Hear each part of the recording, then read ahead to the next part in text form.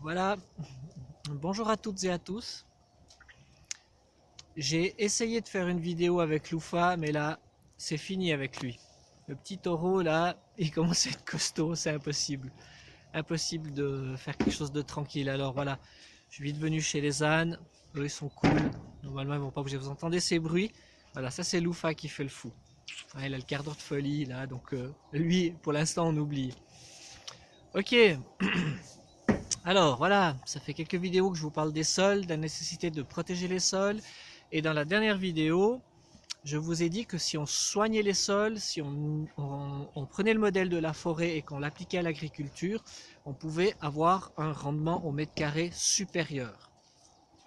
Mais pas un petit peu plus, beaucoup plus, nettement plus. Très facilement 2 fois plus de production et on peut aller jusqu'à 10 fois plus de production au mètre carré pour de la production maraîchère, c'est-à-dire pour des légumes par exemple, avec ce système. Cette nouvelle pratique s'appelle le maraîchage bio-intensif. Donc c'est un maraîchage où, comme je vous ai déjà dit, on serre beaucoup plus les cultures, on serre les espèces, on mélange les différentes cultures sur les planches, on fait vraiment, on imite la forêt avec un réseau racinaire très varié et tout. Les plantes poussent très bien, poussent très vite, on n'a pas de maladies, donc on n'a pas besoin de traiter, on n'a pas besoin de mettre de l'engrais parce que le sol est suffisamment vivant pour produire la nourriture qu'il faut à ces plantes.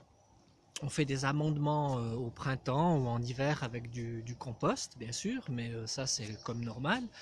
Et puis on arrive à avoir des rendements supérieurs. Pourquoi? Donc bien, je vous dis bien des rendements au mètre carré. Hein. Pourquoi les rendements sont supérieurs? Ben, tout simplement parce qu'il y a plus de plantes sur le même espace. Au lieu d'avoir des vides entre les plantes ou en agriculture traditionnelle on passe des machines pour sarcler, pour désherber ou on passe avec des herbicides pour désherber et où on attend, on met une petite plante avec un grand espace puis on attend qu'elle prenne toute la place pour pouvoir la récolter. Ben souvent c'est pour des raisons mécaniques hein, qu'on fait comme ça. Mais quand on fait ce style de maraîchage, on couvre le sol très rapidement avec des plantes qui prennent la place, qui vont pousser très vite, qu'on va enlever, qui vont faire la place à ceux qui viennent ensuite. Donc en fait, sur la même surface, on a plusieurs cultures qui vont s'échelonner. C'est-à-dire qu'il y aura une culture permanente, c'est-à-dire permaculture, c'est ça. Il y a toujours quelque chose qui est en train de pousser, il y a toujours quelque chose qui est en train d'arriver à un stade de récolte un peu moins intensément l'hiver et puis un peu plus intensément l'été, bien sûr, parce que là, nous, on est dans le nord, donc on a forcément les saisons qui jouent un rôle. Donc voilà, par ce mode de culture, on augmente le rendement. Alors le rendement, comment on détermine le rendement? Bah, souvent on dit, voilà, c'est tant de tonnes à l'hectare. Ok, tant de tonnes de pommes à l'hectare, par exemple, hein, en verger intensif classique. Alors on regarde en fait, on prend notre surface, on regarde combien de tonnes on a fait, et puis on dit voilà ça c'est le rendement. Et puis on vient dire ben voilà ça c'est un rendement qui est très fort parce que voilà on n'a jamais produit autant de tonnes à l'hectare. Simplement ce qu'on oublie dans ce raisonnement, c'est qu'on oublie de dire c'est que on a récolté ça qu'une fois. Bah oui, à la récolte. On a travaillé toute l'année sur cette parcelle et à un moment donné, on a fait une récolte qui était exceptionnelle. On voit tous ces paddocks de pommes, toutes ces caisses, toute cette production. On dit waouh, c'est fantastique. Si on devait se passer de ça, on crèverait tous de faim parce que c'est tellement productif. Mais en fait, si vous regardez ça vraiment de près et que vous mettez à réfléchir dans le sens où oui, mais tout le reste de l'année, cette parcelle, elle produit rien du tout, eh ben vous comprenez assez vite que finalement, ce rendement au mètre carré, en fait, il n'est pas si élevé que ça, quand on le contrebalance comme ça. Voilà, je vous amène de nouveau dans un truc un peu spécial, hein, parce qu'on entend toujours plein de choses. Là, on va avoir des votations sur les deux initiatives eau propre et contre les pesticides. On voit déjà que les opposants brandissent le spectre de dire vous allez tous mourir de faim si vous nous laissez pas utiliser ces produits. Eh ben, moi je vous dis une chose.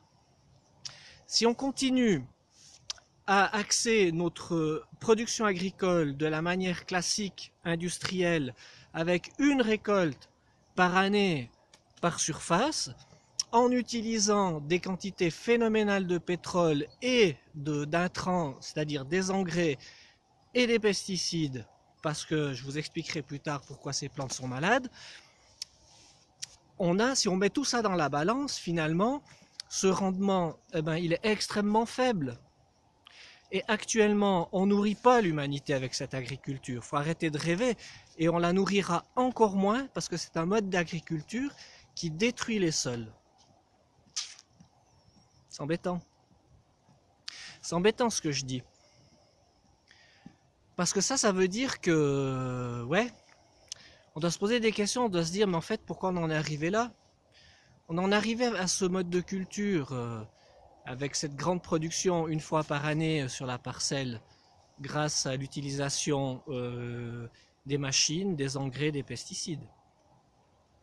Donc on a un bilan derrière cette production qui est extrêmement mauvais, un bilan écologique, puisqu'on aura pollué les eaux avec les pesticides, on aura pu polluer l'air en utilisant beaucoup de pétrole, et après, comme c'est des productions de masse que d'une chose à un endroit, que dans une région, il faut des camions, des routes et tout, il faut transporter ça dans des usines, comme j'ai déjà expliqué dans les autres vidéos, pour transformer, pour distribuer, etc.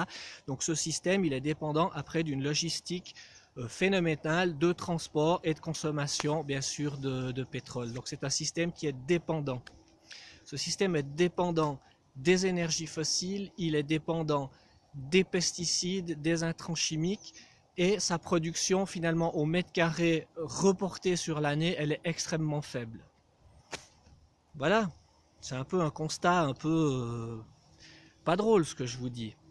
Mais si on change les paramètres, si on changeait notre façon de cultiver, si on commençait à prendre en compte cette nouvelle agronomie, si on commençait à introduire plus de principes permaculturels dans l'agriculture de masse, eh ben, on pourrait augmenter les rendements, tout simplement. C'est pas compliqué, c'est juste un changement à faire, c'est une orientation à prendre.